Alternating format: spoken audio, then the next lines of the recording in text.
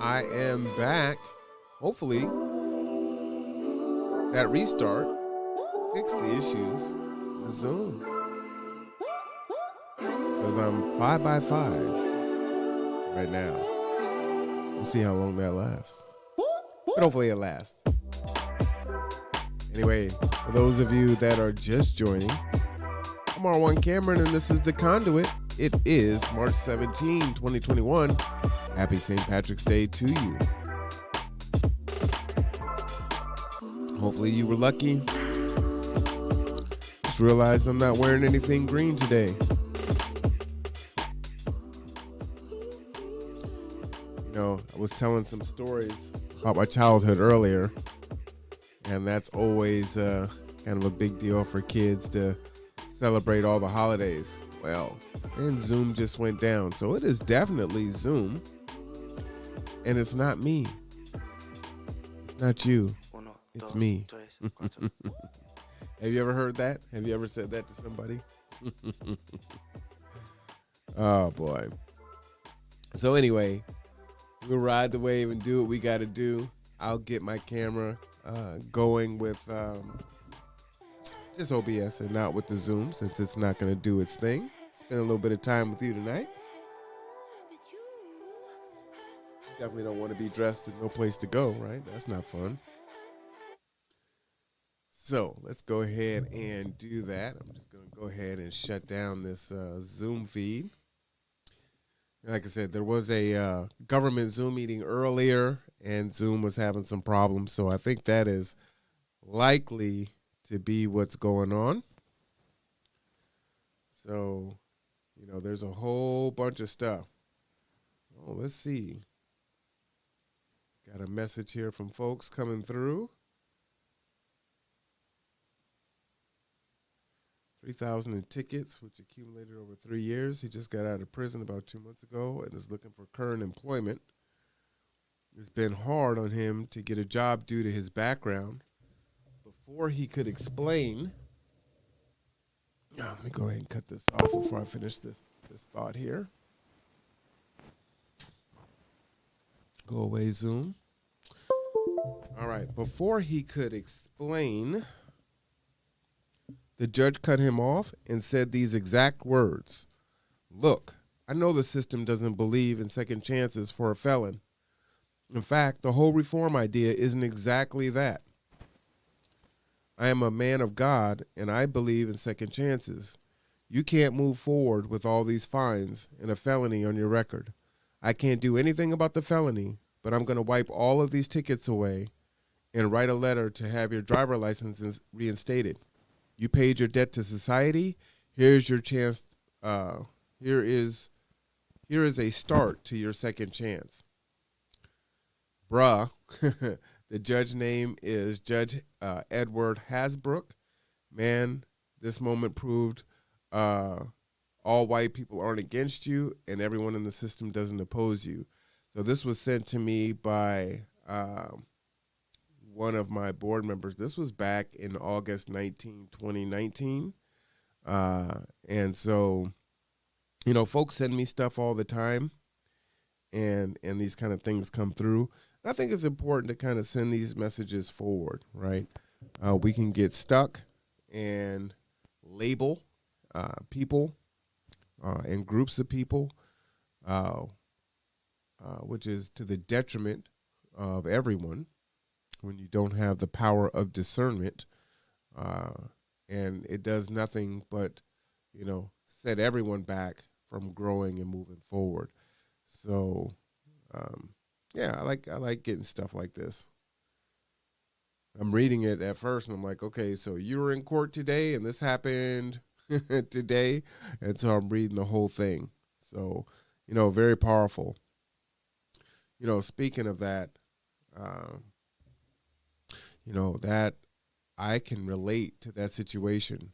In one of the podcasts that I was in, I was sharing with you how, you know, I myself, when I was in my 20s, late teens into my 20s, I didn't believe in car insurance. To me, it was stupid. It didn't make any sense. It was just a racket, you know, for the government to get money off of you, right?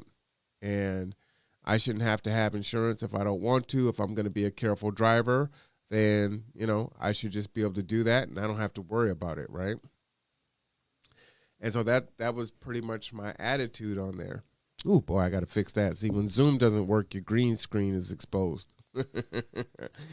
um, but so I wouldn't pay my insurance, my tickets. So I wouldn't pay for my insurance. I'm really careful. I'm driving around. You're doing the back roads, just all the little stupid stuff you do as a young adult. But eventually and inevitably, I would get pulled over for something, failure to signal, whatever, driving while black, call it whatever you want to call it. Something would happen, right? Either my fault or not. And then I would get the ticket for a while I was pulled over, right? I would get no insurance. And at some point, my license got suspended. So then I would get driving on license, suspended license. And I mean, you're talking about, I think that was like $1,100 in tickets every time I got that. And so I'm literally just burying myself further and further into debt, right? In a place where I'm not going to be able to get out of it. And so it's such a bad place to be. And it's so interesting. Maturity is a hard thing to kind of explain as it's happening, right? So if you had that mindset where it's like, it doesn't make any sense for me to pay for insurance in this particular example, so I'm not going to pay for it. I'm going to take my chances. I haven't been in a car accident, or I've only been in one, and that wasn't my fault. And so, the hundreds of dollars that I save every month, I get to use on what I want to use it on, or I'll use it to pay a ticket if I should get pulled over. Not like I'm actually saving it back then. I'm spending it on other stuff because I'm stupid. But, that was the case, right? I wasn't, in a situation where it was like, well, I can't pay my car insurance because I need to pay my rent. It was like, no, I'm going to, use this money for something else. This wasn't me not paying the insurance out of necessity, because that's not stupid. Anyway, and getting backed up and making my life harder than what it has to be. And what's so interesting about it is when I finally got my license back, I don't know, like 20, 22, 23, somewhere in there. I don't know. I can't remember my 20s. But somewhere in my 20s, when I got my license back and started paying for my insurance, the freedom that I had from not having to take the back roads, cops could, get behind me and I wasn't worried about that. It was just super weird. It was ironic. Is, I didn't have anything green on, but since the green screen is there, I'm just going to leave it. Happy St. Patrick's Day. I'm not even going to change it tonight. But, man, there is a freedom in knowing that you have the requisite credentials and you can drive down the street. Now, not to say that I wasn't scared to death when a cop pulled up behind me or on the side of me, because that still was the case, but that's just something that was just innate in me growing up black in America.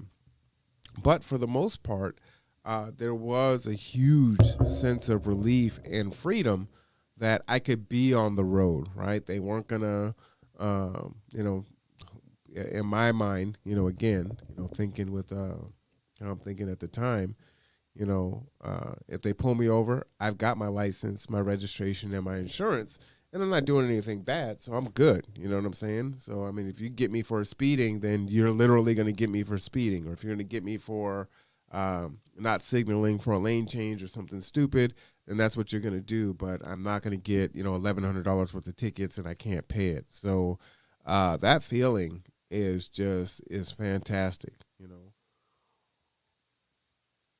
And now, 20-something years later, I don't even think about those things. But I see a lot of folks that I work with, and even some of my friends that are still living in that, scenario where they're taking the back roads or will only drive certain parts of certain times of day. They won't go down certain places. They kind of know where the traps are. They're definitely paranoid when they're driving around. And man, that's got to just be such an unsettling feeling.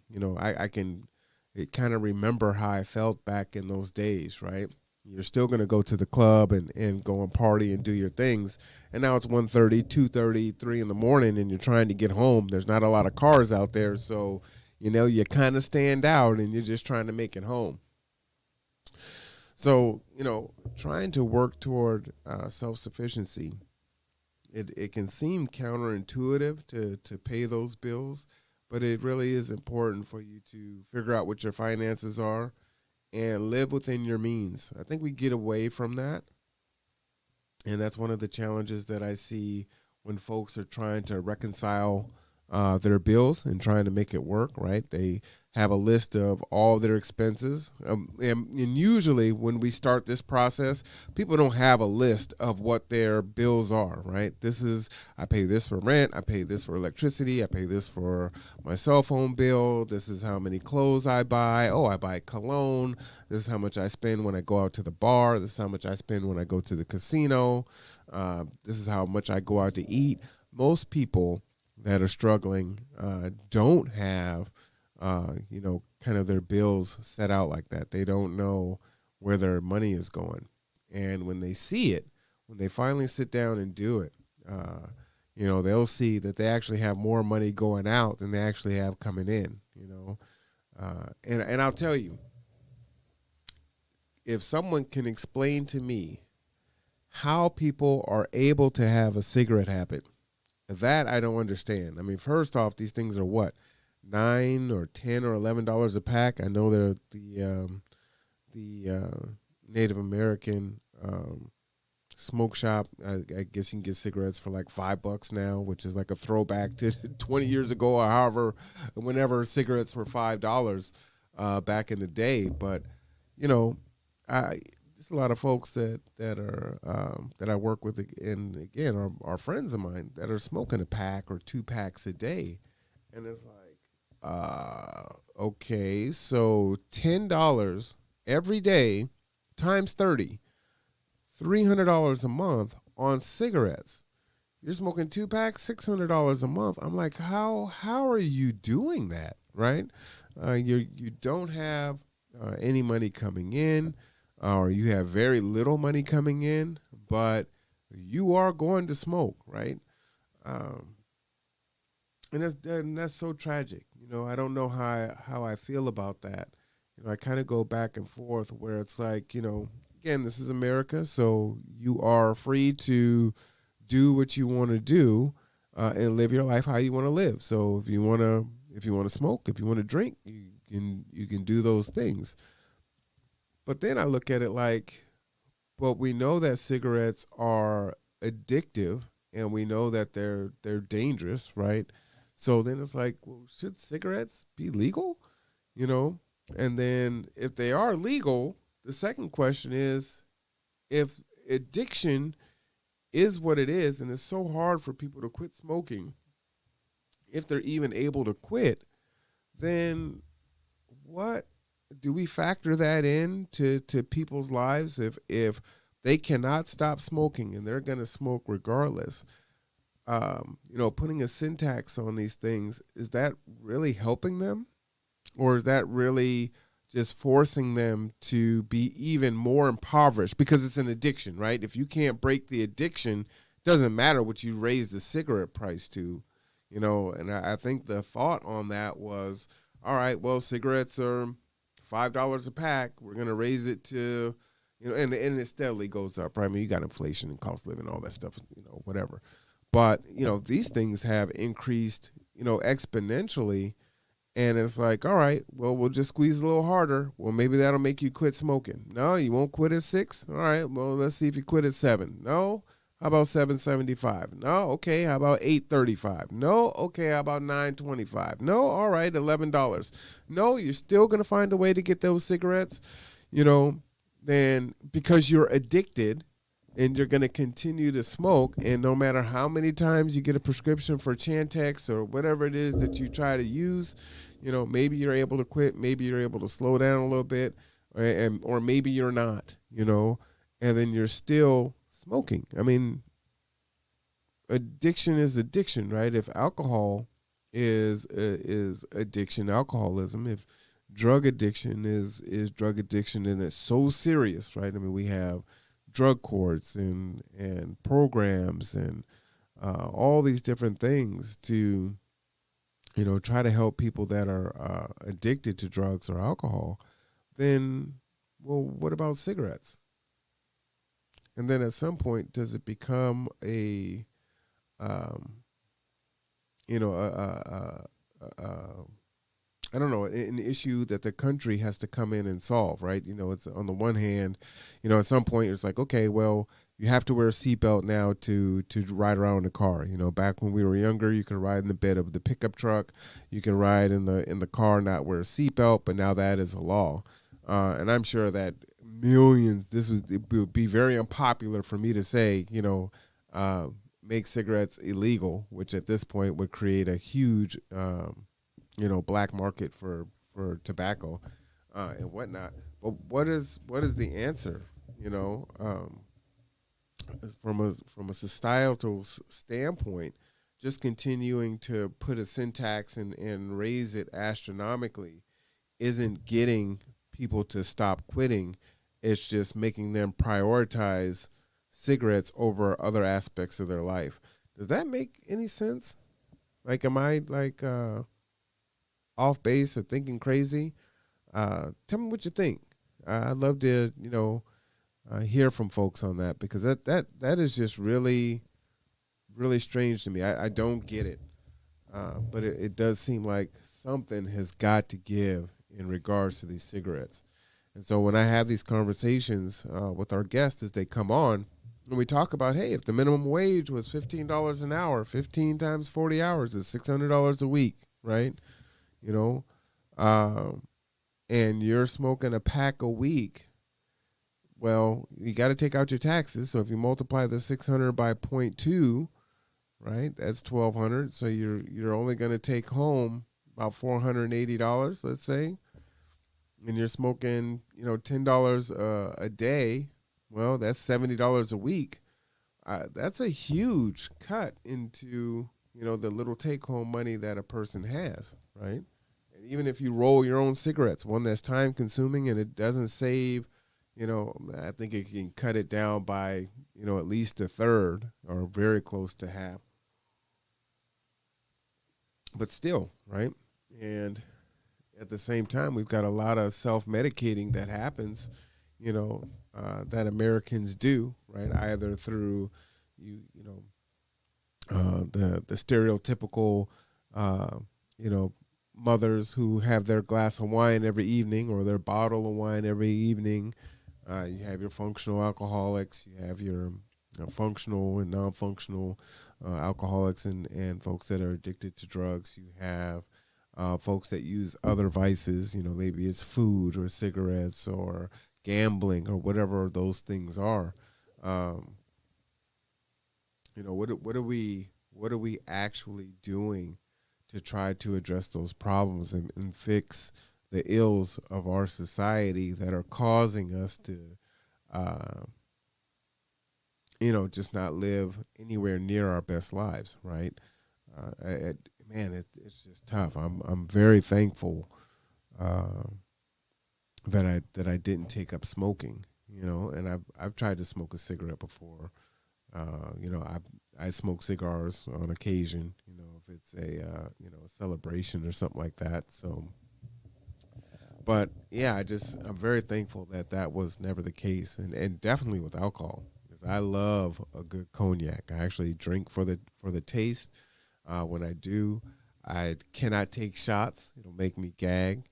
But I love to, swirl a nice cognac in a highball glass, watch the tendrils, kind of pour down that thick little syrup, and I love the smell and I love the taste of it, and just sipping and tasting it. But I don't like to throw up, so I never wanted to be. Maybe I'm a control freak. Maybe that's my issue. But I never wanted to be drunk uh, or even, just like really, really tipsy. I don't like feeling like I'm out of control. I don't like amusement park rides. I don't like roller coasters. I don't like all that crazy stuff. Like when I want to get off, I want to get off. If I'm in a car, I would prefer to drive and not be driven, right? Because you just feel like you have more control even when you don't. It's one of the reasons why I don't like driving in the snow, um, because you feel the car sliding underneath you, and you don't really have any control over that. So that's not fun to me. Uh, I can imagine sticking myself with a needle to give myself drugs. Whether street drugs or like diabetic medicine. I just I hate needles. So I'm very thankful that I wasn't hit with those particular challenges. But it's tough. It's something that I was thinking about in our conversations, because right now a lot of the conversations that I have on a daily basis with several different people are about homelessness and what happens as we begin to open up, and the vaccine, and America getting back to whatever normal is going to be.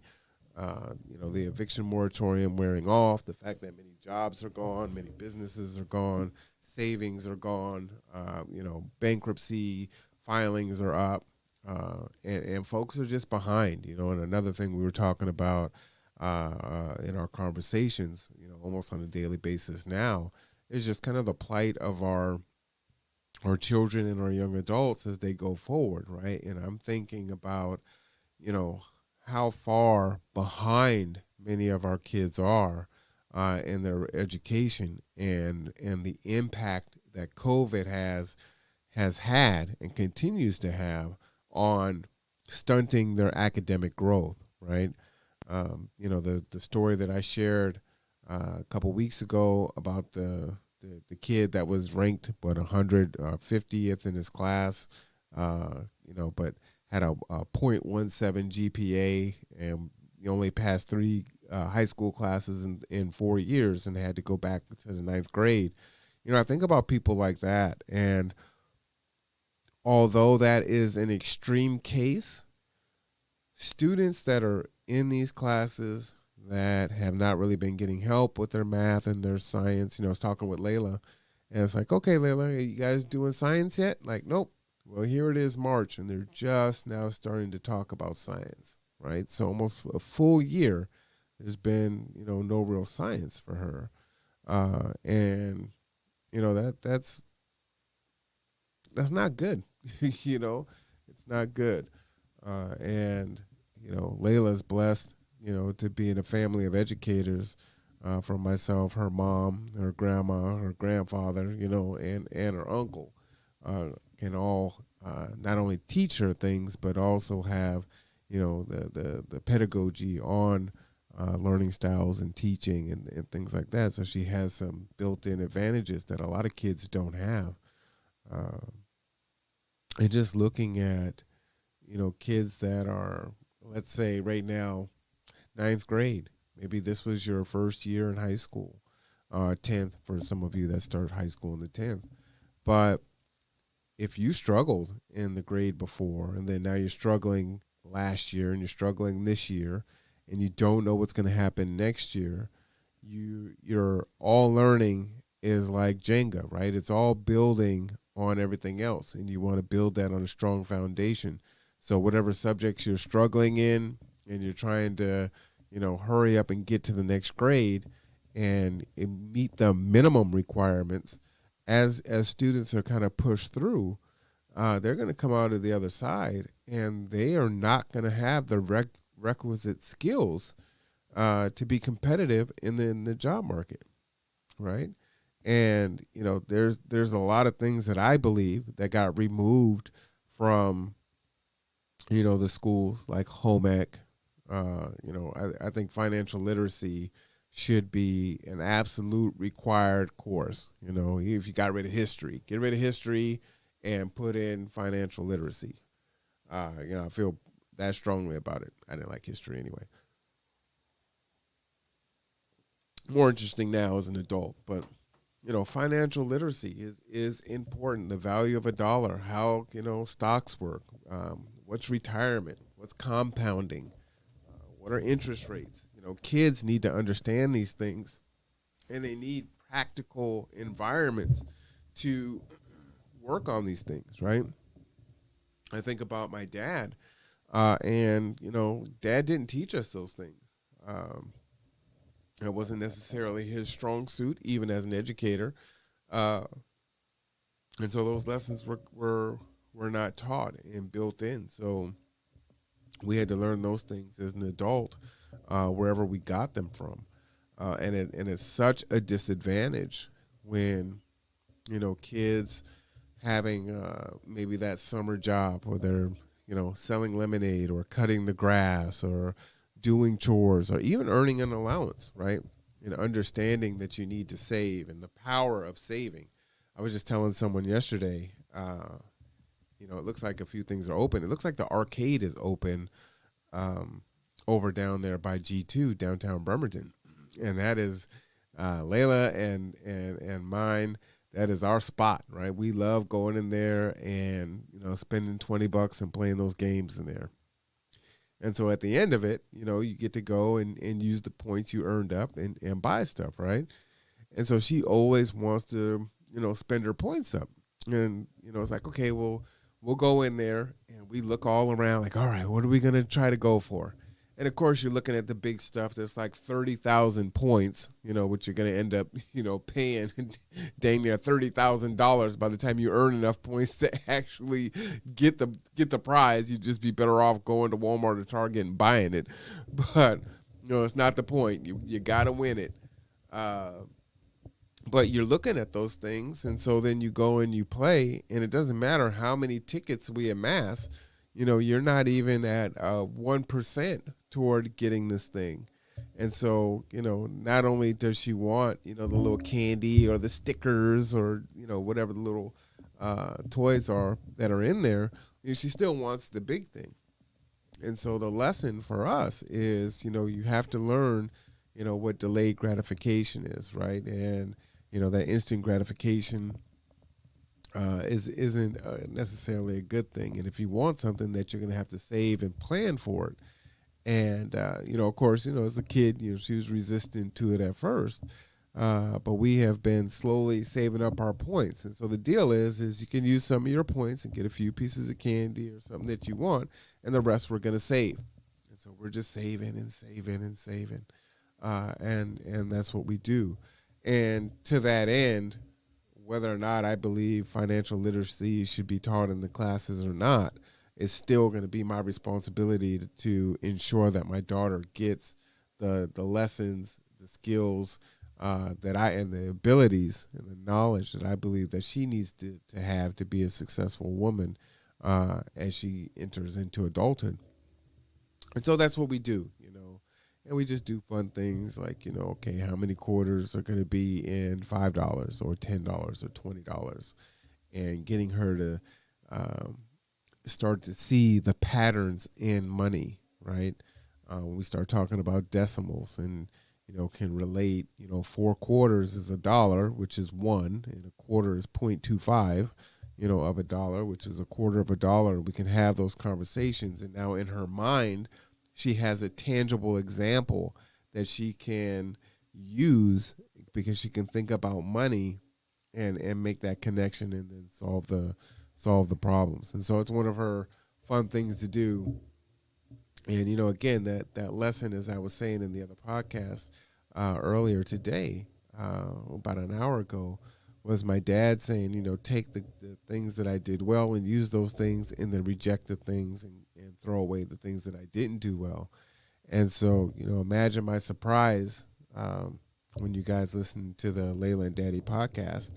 And, Layla talked about some of the anxiety that she gets when she's not able to solve a problem, that I give her in the back of the car that she's asking me for, right? She's like literally asking me for math problems, and she wants them to be challenging. But, as I'm challenging her, she can get pretty stressed out on it and not being able to solve it. And so, I'm thankful that she felt comfortable enough in telling me that, so that I can be cognizant of it and just check in with her and make sure that, what is supposed to be really fun, daddy daughter time, doesn't turn into a dreadful time for her, and doesn't turn her off from liking math. She loves math. She's telling me right now that math is starting to go second to writing, which is awesome. Writing and reading is super important, and she's doing well in her math. Tiffany's got her working in a math book ahead, one grade ahead. So she's doing good there. So I'm excited to see that she's, taking interest in some other subjects. And writing is an important one, right? Getting your thoughts down on paper, being able to compose stories and, write sentences correctly. So I'm super excited for her that, she's starting to find a passion for that. And she's like, well, Daddy, I still love math too. It's like, yeah, that's good, sweetie. You just do what you got to do. I'm there to support you, what it is. But for me, it's just having girls. It's really important that she is not afraid of math. She is not afraid of science. You know, I didn't want her to fall into those stereotypical, well, math and engineering, those are things for men, and girls go into these things, and a lot of that has to do with the ability of the child in their math and their science. And so if you don't like it and it's really hard and difficult, you're likely to go and choose something else that's fun. So I try to make math as fun as possible for Layla, so she's not afraid of it, thinks that it's just too hard and, it's frustrating, so I don't want to do it. And so, she loves puzzles. And so I try to build on the things that I know that she likes, in hopes that will stimulate her learning in her mind and keep her engaged, and it doesn't turn her off from those particular subjects, right? And then she'll have a nice, well-rounded, balanced education where, yeah, sure, you'll like some other subjects more than others, but you're capable in all the subjects. So yeah, that's like a really important thing for me with her. But at the same time, and I was just giving this advice to one of the board members, um, I have to be careful, and the advice I was given is you have to be careful not to project what it is that you want for your kids too heavily onto your kids, right? Because then it becomes more about you than it does about them. So, what is it that they want? I mean, you've got to guide them and steer them to ensure that they get the lessons and the knowledge that they're going to need to be effective in the world. But I don't want to push something on her that ultimately isn't going to leave her fulfilled and happy. My dad had a really good thought, or a process, or however you would say it, where if he introduced some type of new food, you had to at least taste it. You couldn't just say, "Oh no, that's nasty. I don't want any."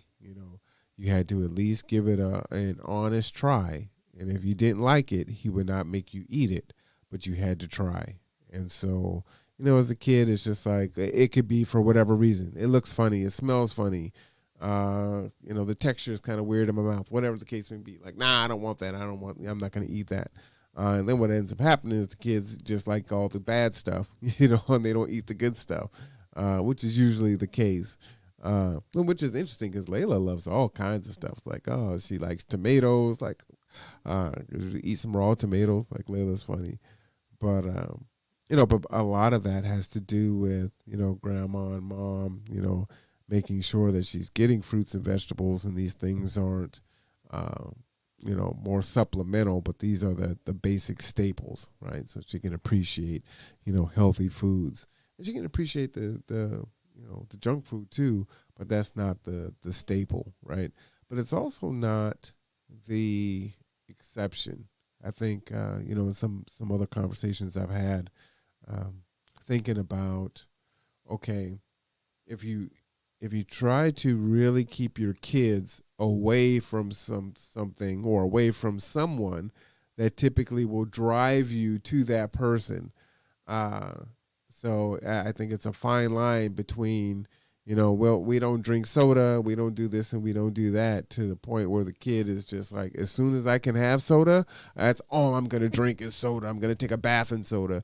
And so you see that, right? So I don't want it to be a situation where, oh, this forbidden fruit, Eve, don't eat that apple. And she just is like, I got to eat this apple because they're telling me don't eat this apple and it looks so delicious, that you know what it is, and it's something that you can